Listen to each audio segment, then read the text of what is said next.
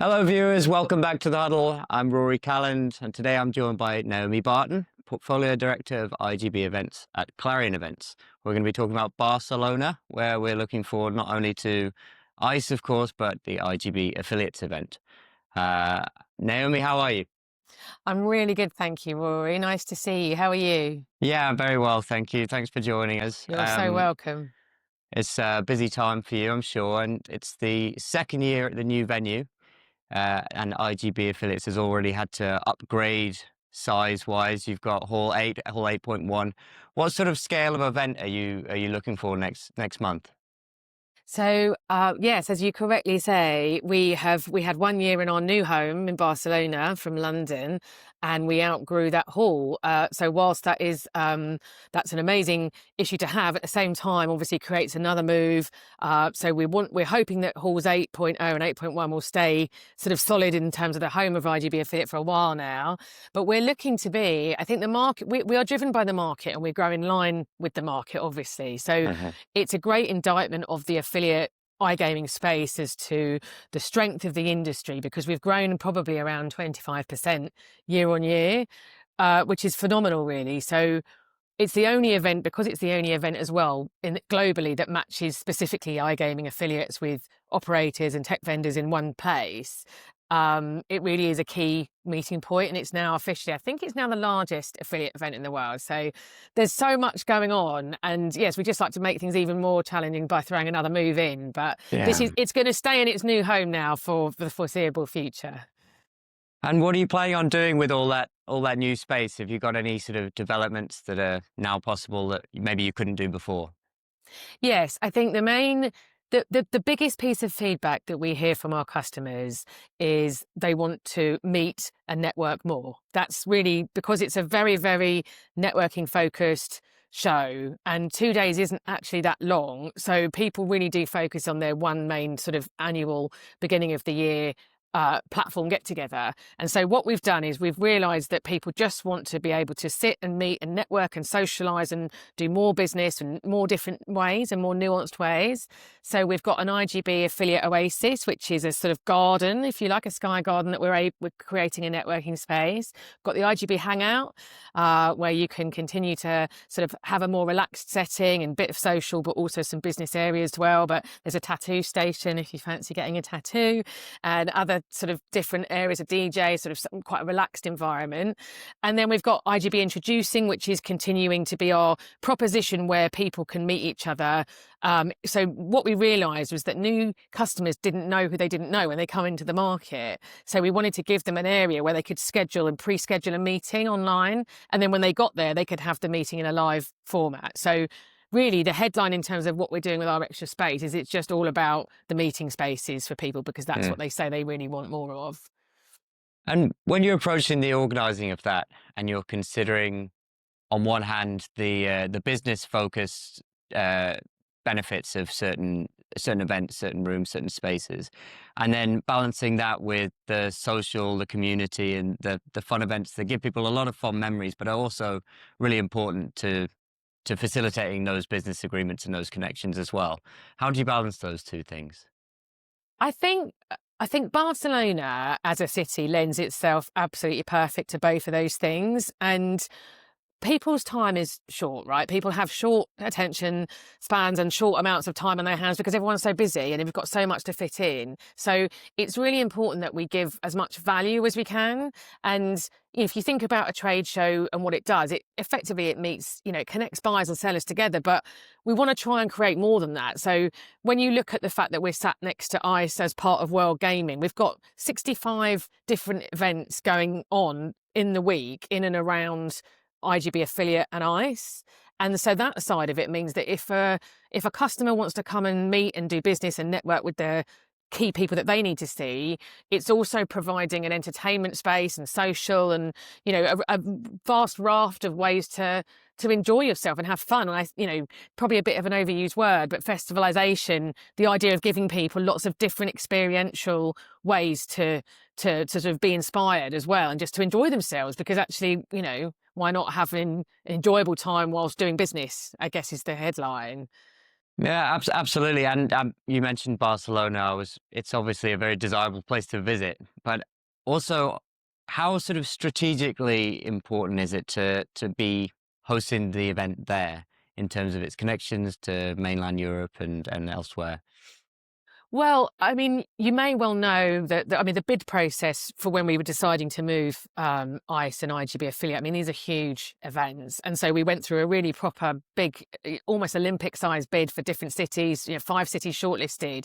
And Barcelona won out partly because of its energy, its connectivity. The Fira is an amazing venue and they are a fantastic partner to us. So the venue, the fact that we have the Barcelona Convention Bureau that we work really closely with, the tourism side of things, the connectivity and the transport links within the city.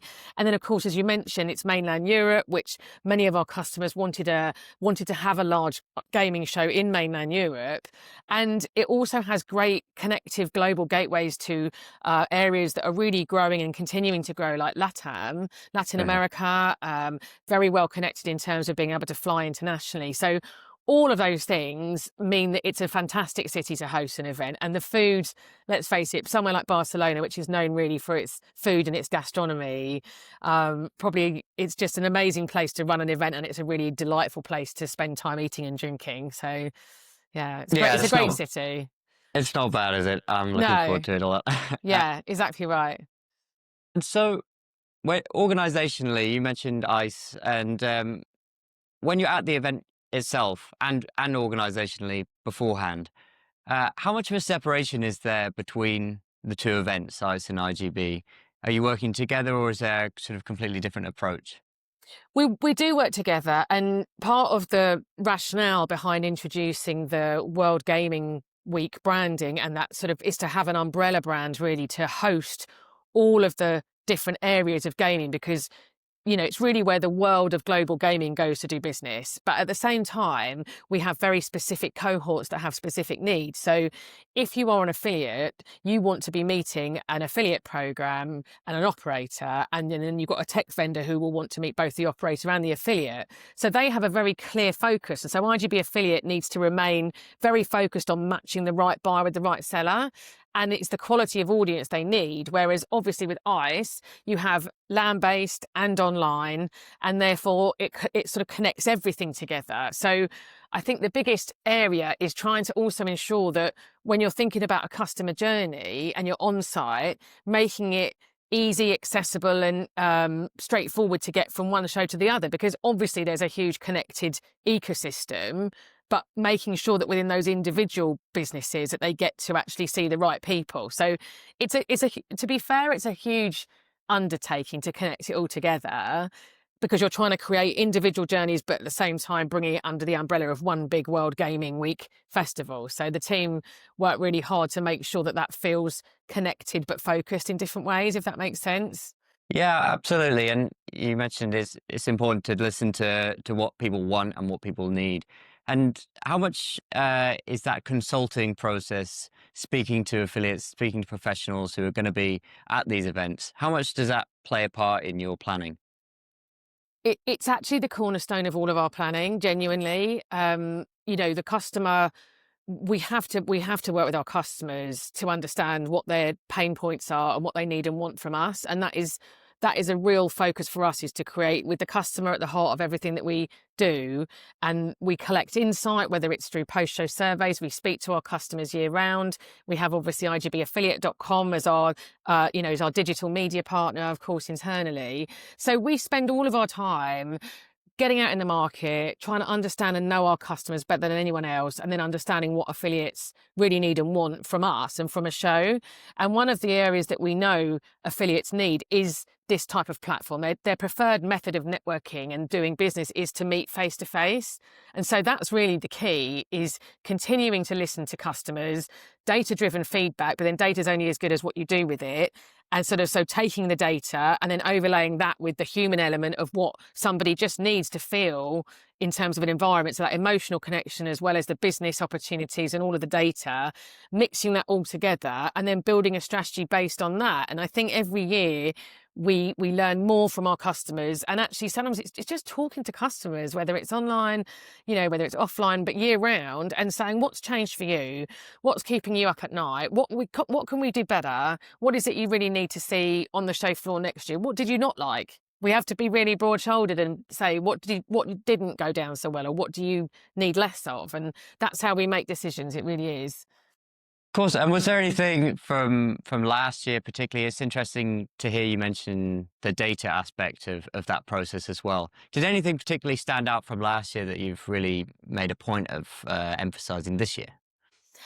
I think it's just making sure that they have more opportunities than ever before to spend time, because 2 days is such a short amount of time. So adding the value. What we also heard last year was that sometimes it's often things like the hygiene factors and people really needing to just be able to access, whether it's, on site. We've got 65, like I said, 65,000 people coming to that venue, whether it's to ICE or to IGB affiliate. So how can we keep making the journey easier? And one of the things was, we just need more places to sit down. It's that simple, more places to sit down and to take a breather, and maybe also quiet areas, because although some people absolutely love the sort of the vibrancy and the noise and the energy of the affiliate sector in the show, actually people also want to sometimes be quiet. So the best bit of feedback really was just saying, I just need somewhere a bit soundproof and a bit quiet to be able to conduct some business before I'm ready then to continue with the sort of the more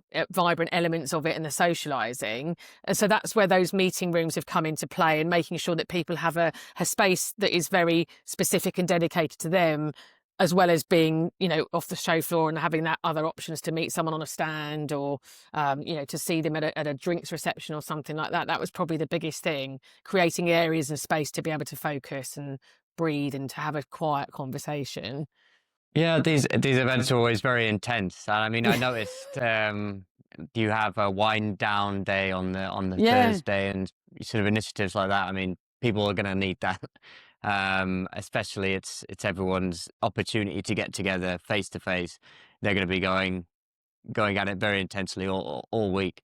Yeah, that did really come out as well. And I think, again, with the sort of World Gaming Week, of that idea of creating a day zero, that came out of the fact that if we're also expecting people to jump on a flight, to bring their colleagues and their peers with them, and to spend time, because it is exhausting. It's exhausting shows, whether you are a customer or whether you're an organizer. It really is. And the steps that I do are insane. But, that's probably, customers probably do even more. So how can we build in downtime or time to be able to take a pause, and then at the end having something like the unwind, and just giving people an opportunity to breathe a little and to take stock of what they've done, and to sort of have those moments as well is key, because I think that then gives additional value to the week. So you start to create an unmissable week that people feel really it's a must attend for them. And if we're expecting them to attend, we need to give them as much value as we can. And there are some other initiatives I read about as well. There's the Good Neighbours Charter, for instance. Perhaps you could tell us a little bit about that. Yeah, so that is all about that came out of some feedback, perhaps from last year, to ensure that basically we encourage everybody to sign up for ways of behaviours, ways of working, ways of presenting themselves, and how they deal with their colleagues, their partners, other customers and other exhibitors on site.